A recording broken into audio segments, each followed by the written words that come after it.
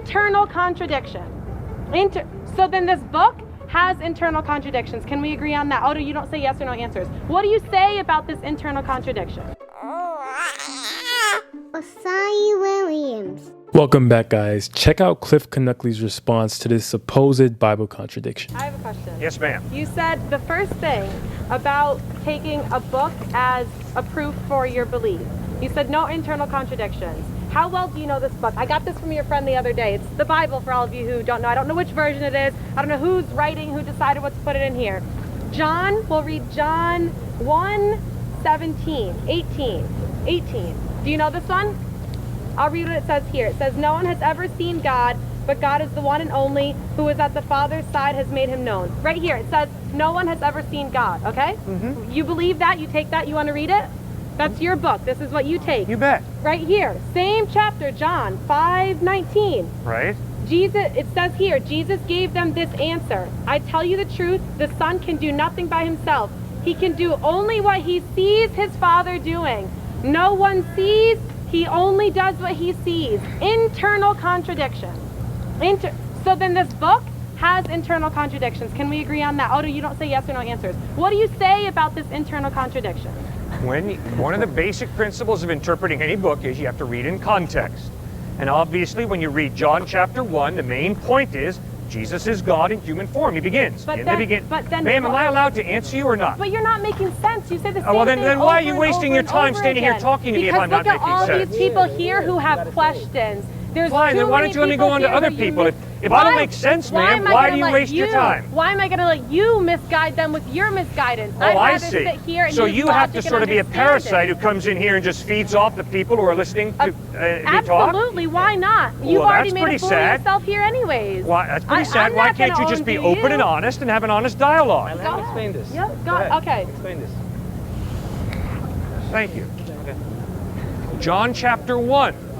John begins with the words, in the beginning was the Word, and the Word was with God, and the Word was God. Crystal clearly, John 1:1 is stating the deity of Christ. The word there is Christ. The Greek word is logos. Obviously, by reading John 1, you know he's talking about Christ. Obviously, he's hearkening right back to Genesis chapter 1, verse 1, which says, in the beginning, God created the heavens and the earth. John is taking that and putting it in Greek. John 1:1, in the beginning was the Word, and the Word was with God, and the Word was God. Nobody has seen God. I haven't seen God. You haven't seen God. But the claim of John is, and the claim of Jesus is, that he is God, revealing himself in human form. That's clearly, unmistakably what John 1 is teaching. And you don't have to have a PhD in New Testament. Just read it yourself, and you'll figure that out. It's both John. I didn't flip to even a different chapter. It's 2 pages away. Both John saying, one saying no one sees God, the other one saying Jesus sees God. Is it saying Jesus sees himself? Is this something that everyone who reads the Bible that's exactly right. Jesus is claiming to be God, revealing himself in human form. That's his claim. And he sees himself. No, you're not God. Why would John write that? You're not God. What's the difference?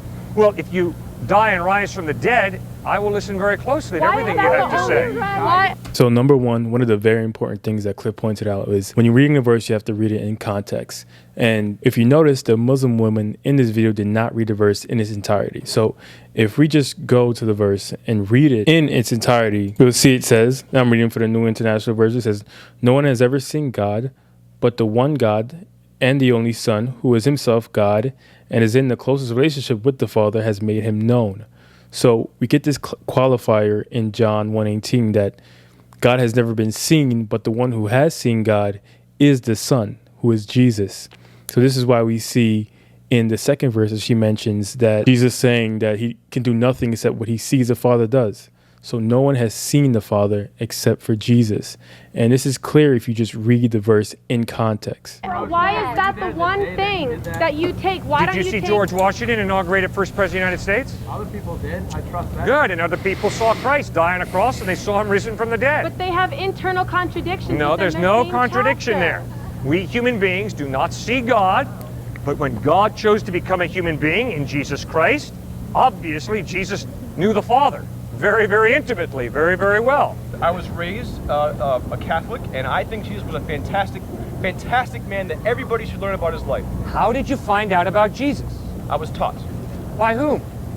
through going to church and my family. So why did you trust a priest in a Catholic church and your family to tell you the accurate truth about Jesus? Really, because religion perpetuates brainwashing. That's the only way to say it. When you take a child and you teach them from day one that they have to go to church once a week, and it's just like learning a language. If you ask me to speak Chinese right now, I'm not going to be able to do it. But if I grew up in China, it would be second nature to me. Religion, think about baptism, okay?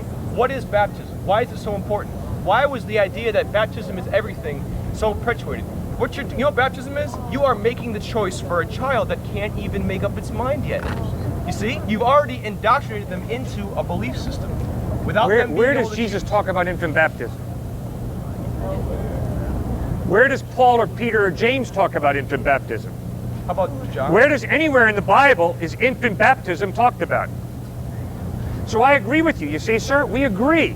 Infant baptism is found nowhere in the Bible. Okay. So my question remains on the table, sir. What is your source of information about Jesus? Why did you trust that source? Be it the Catholic priest, be it your mom and dad? Okay, fine. Yes. What if we say because I was Muhammad? raised since this big to know and taught. That's why you trusted. So even though there's a lot of disagreement within the church about baptism, I know that Catholics and Orthodox and even Protestant movements like Presbyterians and Lutherans, they baptize babies. But that is besides the point. When we listen to his claim was, why do this to a child when a child has no choice? Well, that is the whole purpose of being a child. When you're a child, choices are being made for you. The belief system that you grow up in, you're not making a choice. These are your parents making a choice for you. So his whole entire premise is flawed. Okay? I had to be a skeptic. I was not going to trust mom and dad and the local priest or minister to tell me the truth about Jesus. I have to go to the eyewitness testimonies. Okay. Which have been That's changed. That's right, since they sir. were written. I am not going to build my life on what mom and dad tell me. That's a whole other debate because the Bible You has have been to rewritten think about things 4 through times. yourself. All right. Well, you just mentioned to me that the Bible has been rewritten many times, and pieces of it have been excluded and are still being found right now. So what you're saying is that your firsthand source that you're talking about has been... Man, this is like one of the biggest myths that I'm glad is being come against. As we see, Wes Huff was just on the Joe Rogan podcast, and he laid out a whole entire argument as to why we can trust the Bible. If you go to his channel, he gives multiple reasons why you can trust the Bible and that we have the same writings that were written down in the first century. Been used. King James rewrote the Bible for a reason, okay? And before our political systems were able to control the masses, religion controlled the masses. Religion was government. All right. King James in the early 1600s did not translate the Hebrew Old Testament or the Greek New Testament. He didn't know the languages. I'm not saying he did it himself. He was the king. He told someone Hebrew to do scholars and Greek scholars. it. Right, okay. They did not change anything. How do you know? Because I've studied the Hebrew Old Testament and the Greek New Testament. Do you know Hebrew and Greek? I had to learn Hebrew and Greek in seminary. The way that they And taught, the I way know that they spoke it at that the the time Old it Testament was revealed. written in Hebrew and the New Testament was written in Greek. Now, you raise a great question, which is, why should we trust Matthew, Mark, Luke, and John to give us accurate historical information? Hopefully you have some tests, sir, that you use to determine historical reliability. Myself, I've got 4 tests. I use them on Suetonius, Herodotus, U.S. history, Greek history, any history. Nothing sacred about my tests. Come up with your own. My 4 tests are internal consistency, meaning by that, are there contradictions within the text that point to massive confusion? When you read Matthew, Mark, Luke, and John, you'll notice a tremendous internal consistency. No contradictions. Different perspectives? Yes. Second test, literary style. Once upon a time in the land of Nod, Wink and Blink and Nod took a boat ride. Obviously, that's fairy tale. It's not the literary style of Matthew, Mark, Luke, and John.